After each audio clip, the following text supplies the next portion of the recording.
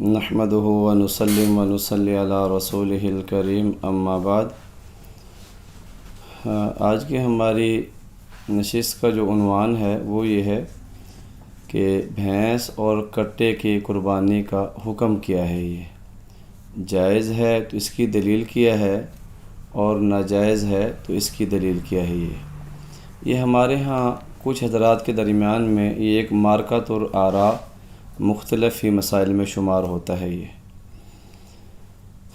عربی کے اندر یہ جو بھینس ہے اس کو جاموس کہا گیا ہے، یہ معرب ہے۔ یہ یعنی بنیادی طور پر یہ عربی کا لفظ تو نہیں ہے، تو اس کو معرب عربی بنایا گیا، تو اس کے لفظ جاموس سے استعمال کیا گیا ہے۔ یہ ائمہ محدثین کا ایک اصول ہے کہ جیسے بھیڑ، بکریاں، دمبے وغیرہ، ان سب کو بکری کی قسم میں شمار کیا جاتا ہے۔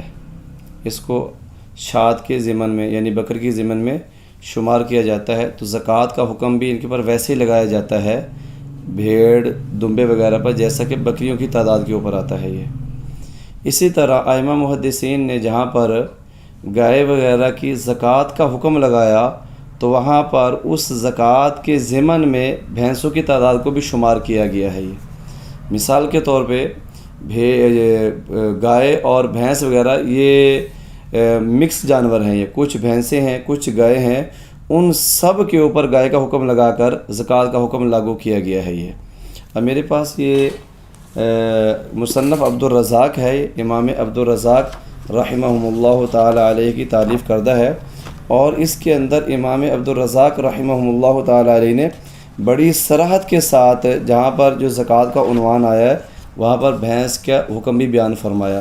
یہ میرے پاس اس کی جو ہے نا یہ جلد نمبر 4 ہے، اور المصنف، یہ المصنف مصنف عبدالرزاق ہے، اور اس کا صفحہ نمبر 23 ہے۔ یہ صفحہ نمبر 23 کے اوپر امام عبدالرزاق رحمہ اللہ تعالی علیہ نے جہاں پر یہ زکوٰۃ کے عنوان چل رہے ہیں وہاں پر اس کو بیان فرمایا، وَتُحْسَبُ الْجَوَامِيسُ مَعَ الْبَقَرِ، یعنی بھینسوں کو گائے کے ساتھ شمار کیا جائے گا۔ کیا مطلب؟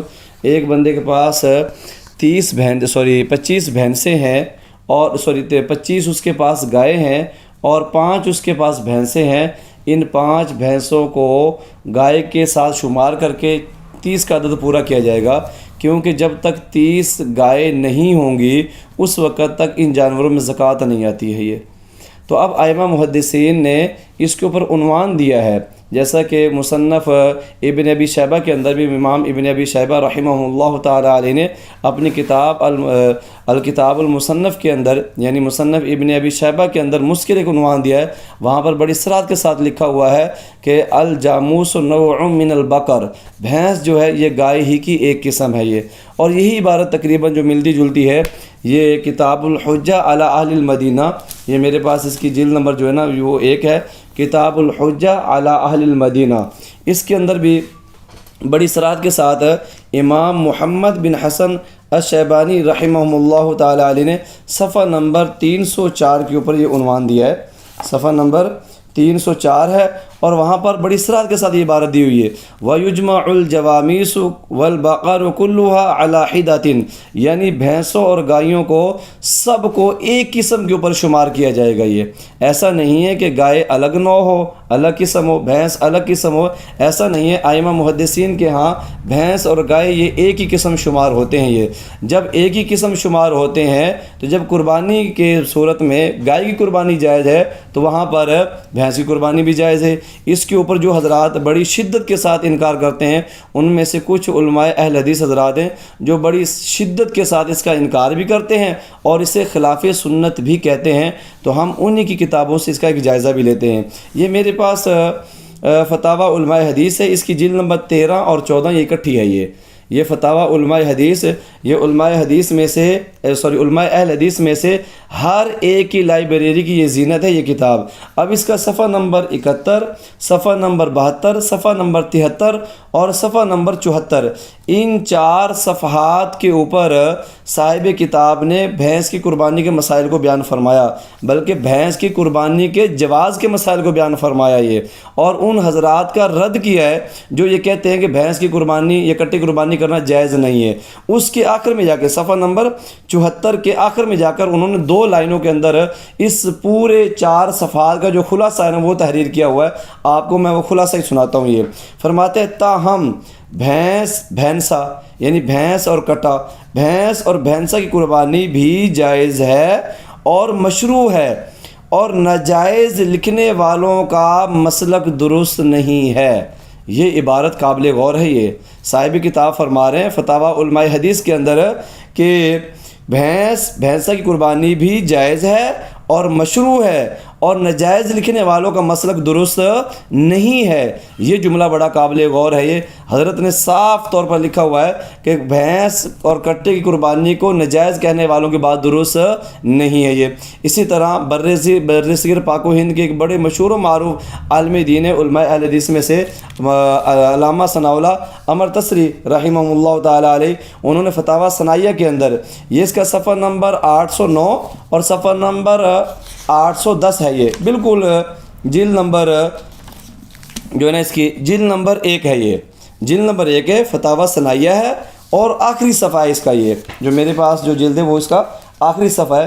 صفحہ نمبر یہ جو نا یہ 8 ہے، یہ 9 ہے. صفحہ نمبر 9 اور صفحہ نمبر 110 ان 2 صفحات کے اوپر. اب صفحہ نمبر 9 کے اوپر سوال پوچھا گیا ہے کہ سوال بھینس کی حلت کی قرآن و حدیث سے کیا دلیل ہے؟ حلت کا معنی ہے حلال ہونا، یعنی بھینس کی حلت قرآن و حدیث سے کیا دلیل ہے؟ اس کی قربانی بھی ہو سکتی ہے یا نہیں؟ قربانی جائز ہو تو استدلال کیا ہے، یعنی دلیل کیا ہے؟ حضور سرور کائنات صلی اللہ علیہ وسلم نے خود اجازت فرمائی، یہ عمل صحابہ ہے. جواب سنیں. اب جس آیت کو دلیل بنا کر جن حضرات نے ان کو ناجائز کہا ہے ان کی بات سنیں. فرماتے ہیں جواب، جہاں حرام چیزوں کی فہرست دی گئی ہے، یہ آیت جو ہے نا وہ سورہ انعام پارہ نمبر 8 میں آتی ہے. یہ وہاں یہ الفاظ مرقوم ہے، یہ یعنی وہ آیت مبارکہ یہ ہے قُلْ لَا أَجِدُ فِي مَا أُوحِيَ إِلَيَّ مُحَرَّمًا عَلَىٰ طَاعِمٍ يُطْعَمُهُ إِلَّا أَن يَكُونَ مَيْتَةً أَوْ دَمًا مَصْفُوحًا. اب اس کے بعد علامہ ثناء اللہ عمر تصری رحمہ اللہ تعالیٰ کی عبارت سنیں. فرماتے ہیں ان چیزوں کے سوا جس چیز کی حرمت ثابت نہ ہو وہ حلال ہے. حرمت کا معنی حرام ہونا، یعنی جن چیزوں کو اللہ تعالیٰ نے اس آیت مبارکہ میں حرام قرار نہیں دیا وہ چیزیں حلال ہیں. تو فرمایا ان حرام چیزوں میں بھینس شامل نہیں ہے. نمبر 2 آگے فرماتے ہیں اس کے علاوہ عرب لوگ بھینس کو بقرہ یعنی گائے میں ہی شمار کرتے ہیں.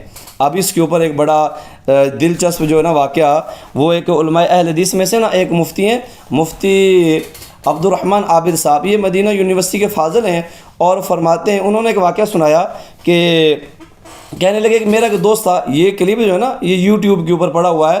آواز کلپس کے اندر یہ 8 منٹ کا ہے، بعض میں یہ 4 منٹ کا ہے. یہ تو بہرحال وہ فرماتے ہیں کہ میں نے اپنے ایک دوست سے کہا کہ آپ نے بھینس دیکھی ہے، یعنی اپنے اس عربی دوست سے جو کویت کا رہنے والا تھا. یہ اب وہ کویتی دوست کہتا کہ میں نے بھینس نہیں دیکھی. یہ وہ کہہ رہا کہ میں نے بھینس نہیں دیکھی. تو فرمانے لگے کیوں نہیں دیکھی؟ کہنے لگے کہ بھینس جو ہے نا ہمارے ملک کویت کے اندر وہ چڑیا گھر میں ہے، اور میں زندگی بھر کبھی بھی چڑیا گھر میں گیا ہی نہیں. اب وہ فرمانے لگے جس ملک میں یہ جانور چڑیا گھر کا جانور ہو تو وہاں پر یہ قربانی کے لیے کیسے دستیاب ہوگا؟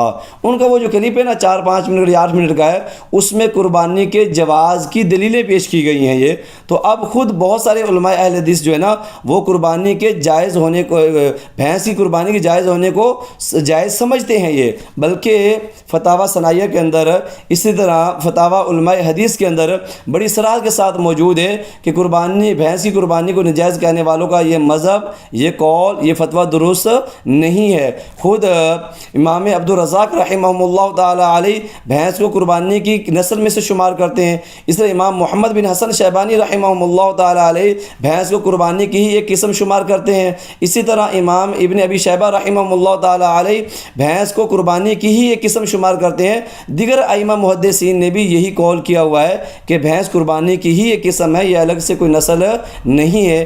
اللہ سبحانہ و تعالی دین کا فہم نصیب فرمائے. وآخر دعوانا ان الحمد للہ رب العالمین.